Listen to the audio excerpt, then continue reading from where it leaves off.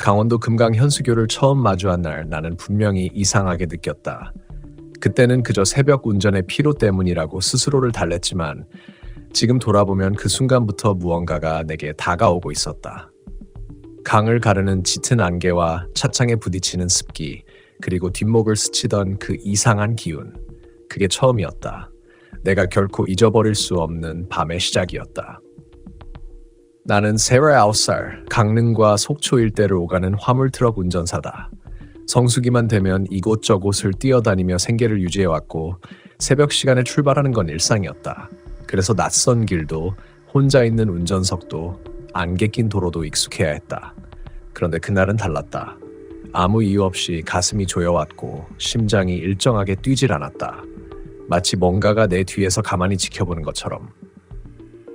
금강 현수교 진입로에 들어서자 안개가 차창을 두드리며 빛을 삼켜갔다.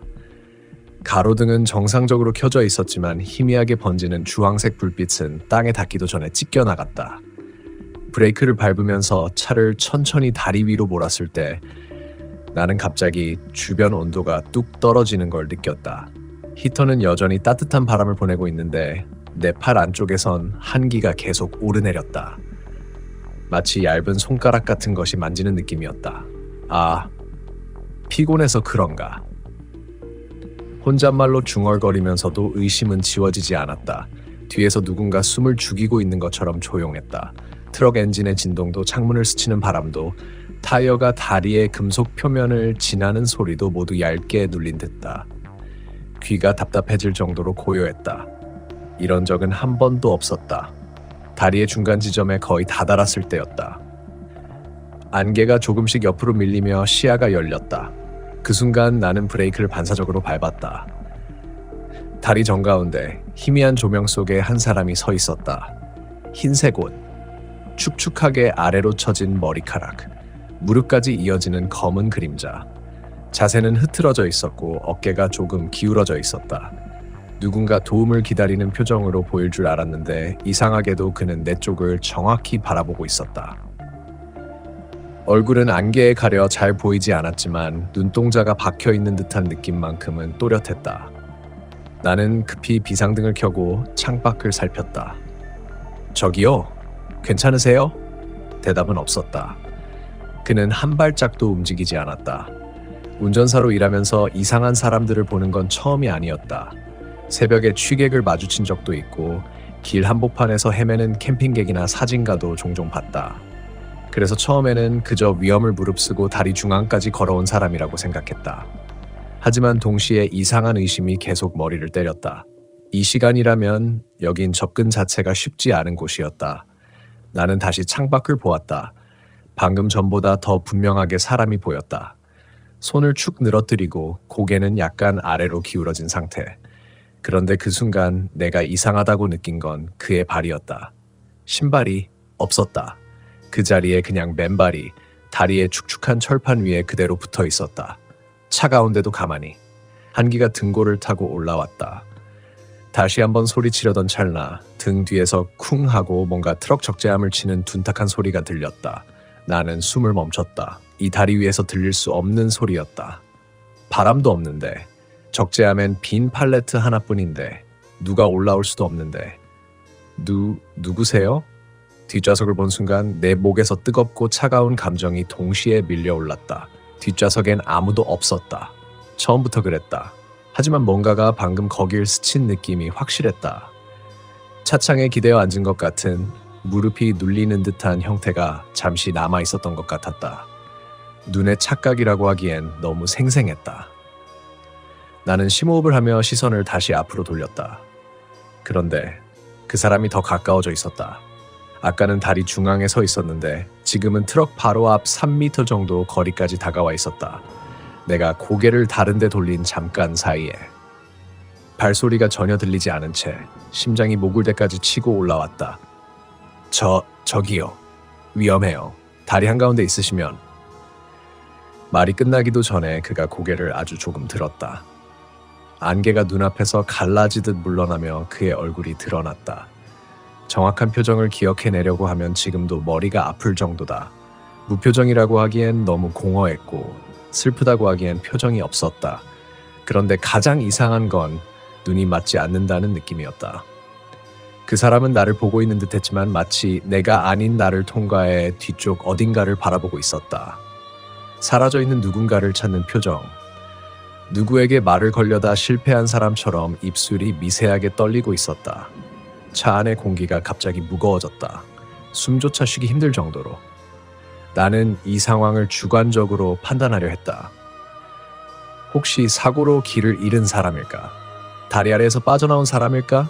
아니면 밤새 길을 걸어 다리까지 올라온 사람? 그래, 그럴 수 있다. 새벽에는 별일이 다 있으니까. 하지만 내 머리 한쪽에선 계속 비명을 질렀다. 도망가라고. 눈 마주치지 말라고. 그러나 내가 재빨리 가속을 하려던 순간 그가 손을 들었다. 움직임은 굉장히 느리면서도 부드러웠다. 그리고 손바닥이 내 쪽을 향하자 등 뒤에서 다시 쿵 하는 소리가 들렸다. 이번엔 더 분명하고 가까웠다. 트럭의 철판이 확실히 울렸다. 나는 반사적으로 몸을 움찔했다. 곧바로 룸미러를 확인했지만 여전히 아무도 없었다. 하지만 냄새가 났다. 축축한 흙냄새, 발자국이 젖은 채로 차 안을 돌아다닌 것 같은 냄새, 금속 위에 물기가 증발하지 않고 고여있는 냄새. 어떤 설명도 떠오르지 않았다. 심장은 이미 통제할 수 없을 속도로 뛰고 있었다. 순간 뇌 한쪽에서 합리화가 기어나왔다. 분명 사람이야. 새벽에 길을 잃었을 거야. 저 소리도 바람 때문에 들린 걸 거야. 하지만 나머지 절반은 고집스럽게 속삭였다. 아니다. 저건 사람이 아니다. 바로 그때였다. 그는 말을 하지 않았지만 입이 아주 미세하게 열렸다. 소리가 나오진 않았는데 그 입모양이 왠지 불러내는 듯한 느낌이었다. 내가 내려서 다가가길 바라는 듯한, 그리고 그의 발 아래에서 안개가 솟아올라 두 다리를 감싸더니 금속 바닥을 적시는 물방울이 이상하게도 발자국 모양만 따라 흘러나왔다. 마치 보이지 않는 무게가 그 자리에 서 있는 것처럼 줄줄 흘러내리는 물. 나는 손이 떨려 핸들에서 땀이 뚝뚝 떨어졌다. 이거 진짜 사람 맞나?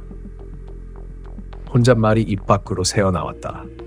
그 말을 한 순간 그의 고개가 툭 하고 옆으로 꺾였다. 마치 내 독백에 반응한 듯한 움직임. 그때 내 깊은 곳에서 어떤 감정이 폭발했다. 그건 두려움보다 더 깊고 더 원초적이었다. 도망치고 싶은 충동, 이 상황을 부정하고 싶은 절박함, 그리고 내가 지금 이 자리에 있어선 안 된다는 확신. 하지만 나는 아직 시동을 걸고 앞으로 나가지 못했다. 왜인지 모르지만 몸이 굳어버렸다. 마치 누군가가 내 어깨를 잡고 있는 것처럼 가슴이 조여오고 숨이 너무 짧게 끊어졌다. 그가 한 발 아주 천천히 앞으로 내디뎠다. 그리고 그때 다리 아래에서 물속에서 올라오는 울음 같은 소리가 들렸다. 나는 그 소리를 듣자마자 온몸에 털이 곤두섰다. 그리고 직감했다. 이 다리 위에는 그 사람 하나가 아니었다. 물속에서 올라오는 것 같은 그 울음소리는 처음엔 바람이 만드는 착각이라 생각했다. 하지만 다시 들려온 소리는 너무 명확했고 마치 짐을 끌고 물 위로 올라오는 것처럼 질질 끌리는 느낌을 가지고 있었다. 낮게 깔린 울음이었는데 단순히 서럽거나 고통스러운 울음이 아니라 묵직하게 누굴 따라오는 소리였다. 나는 숨을 크게 들이마셨다. 시동은 걸린 상태였고 발은 아직 브레이크 위에 고정돼 있었다. 인체의 반응이 이토록 둔해지는 건 처음이었다. 호흡은 점점 짧아지고 공기는 목구멍에서만 맴돌았다. 그리고 여전히 그 남자는 내 앞에 서 있었다. 한 걸음 더 다가온 위치에서 안개에 반쯤 잠긴 채 그 울음소리가 다시 이번엔 더 가까운 물결처럼 들렸을 때 그 남자의 발치 주변의 물방울이 진동하듯 흔들렸다. 마치 다리 아래에서 무언가가 올라와 그의 발목을 잡은 것 같았다. 그런데 그는 전혀 반응하지 않았다. 살아있는 사람이라면 순간적으로 움찔했을 텐데 그의 표정은 변함없었다. 눈은 여전히 허공을 바라보고 있었다. 그리고 갑자기 그 울음소리가 끊겼다. 그 정적이 오히려 소리처럼 느껴졌다. 다리 전체가 멈춘 것 같았다. 나는 입술을 깨물며 앞을 주시했다. 지금 움직이면 혹시 충돌하게 되는 건 아닐까? 사람이 맞는다면 더더욱 조심해야 했다. 하지만 한편으론 빨리 이곳에서 벗어나지 않으면 안 될 것 같은 생각이 점점 커졌다. 그때였다.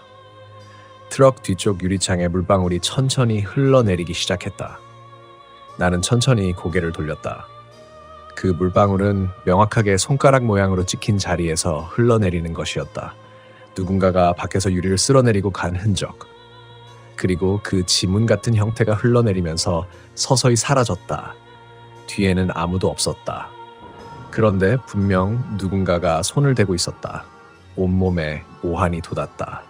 다시 정면을 봤을 때 그 남자는 또 한 발자국 더 다가와 있었다. 이제는 트럭 바로 정면에서 1미터도 되지 않는 곳. 고개는 약간 기울어진 채 마치 내가 어떤 결정을 내릴 때까지 기다리는 것처럼. 그의 발끝에서 물이 뚝뚝 떨어지고 있었다. 나는 침을 삼켰다.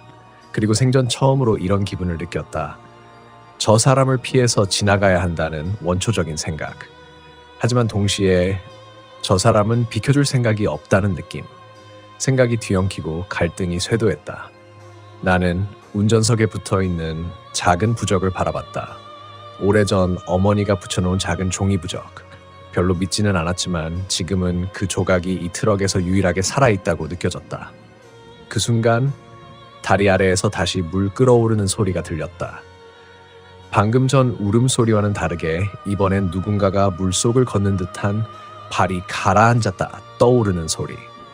물결이 금속 다리 아래에서 찢어지는 느낌까지 생생하게 전달됐다. 그 남자의 어깨가 미세하게 흔들렸다. 그리고 물 아래에서 올라오는 듯한 두 번째 그림자가 그 남자의 뒤쪽 안개 사이에서 희미하게 보였다. 나는 그 순간 모든 감각이 저릿하게 일어났다. 그 남자는 혼자가 아니었다. 다리 아래에서 누군가가 올라오고 있었다. 심장이 터질 듯 뛰면서도 나는 몸을 움직이지 못했다. 머릿속에서는 도망치라는 신호가 반복적으로 울려댔지만 몸은 얼어붙었다. 내 시선은 그 두 번째 형체에 고정돼 있었다. 어깨 너머로 느릿하게 올라오는 실루엣. 물이 툭툭 떨어지며 금속 위에서 퍼져나가는 것들이 눈앞에서 펼쳐지고 있었지만 그 남자는 뒤를 돌아보지 않았다. 나는 충동적으로 창문을 조심스럽게 닫아 잠갔다. 그저 손잡이를 위로 올리는 사소한 행동도 너무나 무겁게 느껴졌다. 찰칵, 그 작은 잠금 소리가 다리 위 전체를 울리는 것처럼 크게 들렸다. 그리고 그 순간 그 남자가 고개를 뚝 하고 나를 향해 완전히 돌렸다. 동작은 너무 부자연스럽고 너무 매끄러웠다. 목이 꺾여 돌아가는 것 같은 느낌. 그의 눈은 내가 아닌 내 뒤를 바라보고 있었다. 나는 숨이 턱 막혔다. 자연스럽게 룸미러를 보았다. 그리고 그곳에 트럭 적재함 한가운데 물에 젖은 머리카락이 천천히 들려 올라오는 모습이 있었다. 검은 머리카락이 뚝뚝 물을 떨어뜨리며 천천히 위로 올라오고 있었다. 누군가가 적재함 아래에서 기어 올라오는 것처럼. 나는 그 순간 공황에 가까운 점을 느꼈다. 숨이 제대로 쉬어지지 않았고 손가락은 핸들을 쥔 채 경련처럼 떨렸다. 몸이 작은 수전증처럼 흔들렸다. 머리를 올리고 있는 존재가 더 올라오기 전에 나는 온 힘을 다해 가속 페달을 밟았다. 트럭은 순간적으로 앞으로 튀어나갔다. 타이어가 금속 다리 위에서 마찰음을 내며 미끄러졌다. 그 남자가 바로 앞에 있었지만 그는 사라졌다. 사라졌다는 표현밖에 할 수 없었다. 트럭은 그가 서 있던 자리를 그대로 지나갔다. 몸에 닿는 느낌도 부딪히는 충격도 없었다. 순간적으로 증발하듯이 사라진 것이다. 하지만 나는 그것보다 더 끔찍한 걸 느꼈다. 내 뒤에서 무언가가 달라붙는 소리. 철판 위로 젖은 손이나 무거운 물체가 끌리는 듯한 소리. 바퀴에 스쳐가는 그림자가 잠시 보였다. 나는 공포로 가슴이 조여왔다. 다리의 끝이 보이기 시작했지만 그 끝이 너무 멀게 느껴졌다. 트럭이 흔들렸고 뒤에서 인위적으로 누군가가 속도를 늦추려는 듯한 압력이 느껴졌다. 그리고 다리 마지막 10m 지점에서 나는 앞으로 쏠릴 정도로 급격한 진동을 느꼈다. 무언가가 적재함 위로 완전히 솟구쳐 올라왔다. 너무 빠르고 너무 기괴해서 눈으로 쫓을 수도 없었다. 적재함 천장을 때리는 듯한 충격음. 그리고 순간 조용해졌다. 다시 너무 조용해졌다. 나는 다리를 빠져나오자마자 비상등을 켜고 트럭을 도로 옆에 세웠다. 심장은 귀 바로 옆에서 울리는 것처럼 요동쳤고 뒷목은 식은 땀으로 젖어 있었다. 그리고 룸미러를 다시 봤다. 적재함은 텅 비어 있었다. 하지만 아래쪽 바닥엔 분명히 젖은 발자국 2개가 찍혀 있었다. 사람이 서 있었던 것처럼. 물방울이 떨어지며 고였다가 천천히 사라지는 흔적. 나는 그 자리에서 움직일 수 없었다. 정말로 이게 현실인지 아니면 새벽 운전 중 꾸는 악몽인지 구분되지 않았다. 그러나 단 하나 확실한 건 거기엔 누군가가 있었다. 그리고 그것은 다리 아래에서 올라온 것이었다. 나는 한동안 핸들을 내려놓지 못했다. 손바닥은 축축하게 젖어 있었고 손끝은 계속 떨렸다. 다리를 이미 빠져나왔다는 사실이 분명한데도 몸은 여전히 위험 속에 갇혀 있는 것처럼 굳어 있었다. 앞유리 너머 산길은 깊은 어둠에 잠겨 있었고 안개는 마치 차를 따라오듯 천천히 스며들어와 숨을 조이게 했다. 뒤를 보지 말아야 한다고 마음속으로 되뇌었지만 그럴수록 확인해야 한다는 압박이 더 강해졌다. 나는 아주 천천히 조심스럽게 고개를 들어 룸미러를 바라보았다. 그리고 그 순간 숨이 멎었다. 적재한 바닥에 남아있던 젖은 발자국이 하나 더 늘어나 있었다. 아무도 내리지 않았고 어떤 소리도 듣지 못했는데 2개였던 자국이 어느새 3개가 되어 있었다. 바로 지금 찍힌 듯 물기가 촉촉하게 번져 있었고 마치 누군가 안에서 천천히 이동한 흔적처럼 보였다. 그걸 보는 순간 목 뒤로 비릿하고 눅눅한 냄새가 스쳐갔다. 지하에서 올라오는 듯한 축축한 물비린내, 곰팡내가 스며드는 듯한 감각이 척추를 타고 내려왔다. 나는 본능적으로 문 잠금 장치를 다시 잡아내렸다. 심장은 귀 옆에서 울릴 정도로 빠르게 뛰었고 트럭 뒤편에서는 누군가 아주 느리게 숨쉬는 것 같은 착각이 들렸다. 이대로 산길 한가운데 멈춰서 있는 게 더 위험하다고 판단한 나는 떨어지는 발로 엑셀을 밟았다. 트럭이 움직이자 바닥에 쇠판이 미세하게 울렸고 그 진동이 적재함으로 번져 올라오는 게 손끝으로 느껴졌다. 정말로 누군가 위에 서 있는 것처럼. 나는 앞만 보려 애쓰며 운전했다. 하지만 머릿속에서는 끊임없이 생각이 소용돌이쳤다. 발자국이 늘었다는 건 아직도 저 위에 있다는 뜻인데 아까 올라오던 그 머리, 지금은 어디까지 올라왔을까? 손의 떨림은 멈추지 않았다. 도로가 움푹 꺼진 구간을 지나던 순간 트럭이 위로 튀어오르며 적재함에서도 무언가가 튀듯 뒤틀리는 소리가 들렸다. 쿵, 철판이 크게 울렸다. 그리고 이어서 젖은 발이 철판 위에 내려앉는 묵직한 소리가 날아왔다. 나는 목까지 들이차는 비명을 억눌렀다. 그 무게는 사람 것보다 훨씬 무거워 보였다. 젖은 발바닥이 철판 위에서 미끄러지는 소리까지 들려왔고 그 움직임이 천천히 내 쪽으로 다가오는 듯한 감각이 팔을 타고 퍼졌다. 운전하면서 울컥할 정도의 공포가 밀려왔다. 숨이 가빠지고 온몸은 식은 땀으로 젖었다. 제발, 제발. 마음속에서 중얼거릴 뿐이었다. 산길이 잠시 넓어지는 지점에서 맞은편 차의 헤드라이트가 스쳐 지나가며 트럭 뒤쪽을 비췄다.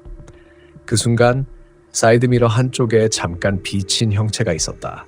사람처럼 보이는 그림자. 적재함 중앙에서 웅크리고 있는 실루엣. 나는 브레이크를 밟을 뻔했지만 그랬다간 더 끔찍한 일이 벌어질 것 같았다. 멈추는 순간 뒤에 있는 그것이 달려들 것 같은 공포가 온몸을 짓눌렀다. 그래서 달릴 수밖에 없었다. 그러나 속도를 높여도 어둠은 따라붙었다. 사이드미러에 스치며 나타나는 그 그림자는 조금씩 형태가 변하고 있었다. 고개는 더 기울고 팔은 더 늘어지고 등은 부자연스럽게 굽어 있었다. 물속에서 오래 머물다 끌려나온 시신 같은 기형적이고 무거운 움직임. 나는 이대로 가다가는 정신이 무너질 것만 같았다.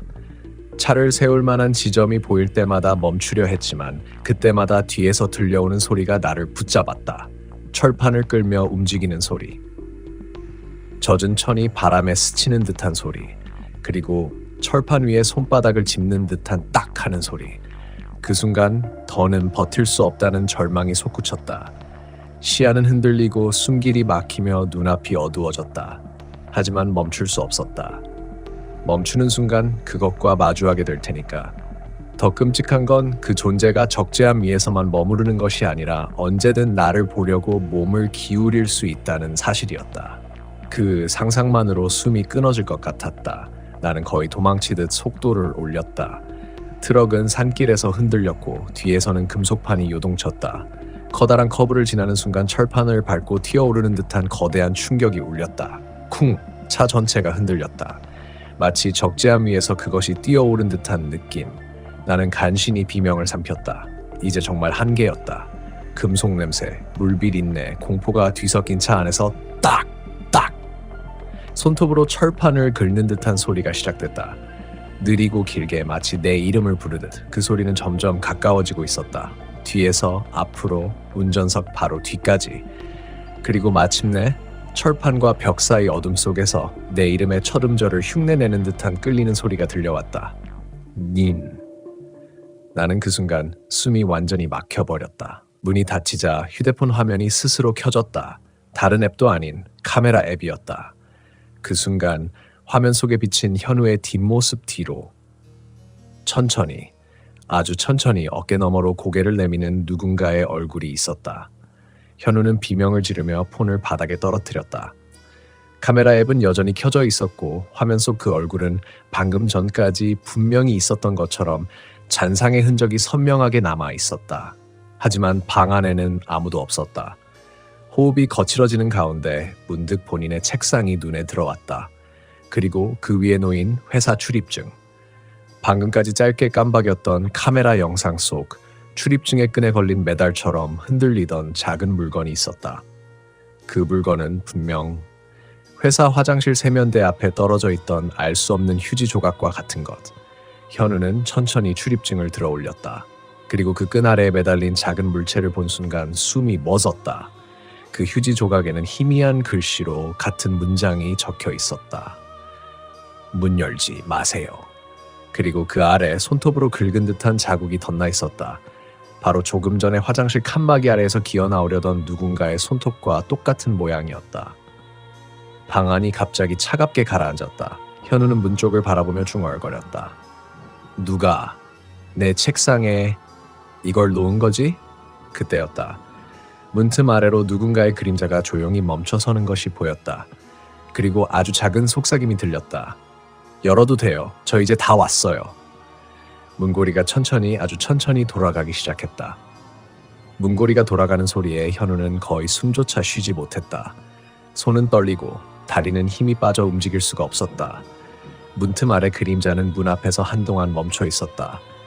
그리고 다시 속삭임이 들렸다. 왜 문을 안 열어요? 아까는 열려 있었잖아요. 현우는 손에 쥐고 있던 휴지 조각을 바닥에 떨었다. 그 글씨는 여전히 그를 바라보는 듯한 느낌을 주었다. 문 열지 마세요. 하지만 문고리는 이미 끝까지 돌아가 있었다. 철컥. 문이 천천히 열렸다. 현우는 눈을 질끈 감았다. 그리고 아무 일도 일어나지 않았다. 조심스럽게 눈을 뜬 그는 문이 겨우 몇 센티미터 열린 채 멈춰 있는 것을 보았다. 밖에는 아무도 없었다. 복도불은 꺼져 있었고 문 앞에는 사람의 그림자가 아니라 낡은 형광등의 깜빡임만이 길게 드리워져 있었다. 하지만 이상하게도 복도 끝에서부터 젖은 발자국이 천천히 모습을 드러내고 있었다. 하나, 둘, 현우의 방 쪽으로 향하는 발자국들. 그 발자국의 끝에서는 보이지 않는 누군가의 목소리가 기어나왔다. 제가 먼저 들어갈게요. 문이 스스로 닫혔다. 쿵! 불이 꺼졌다.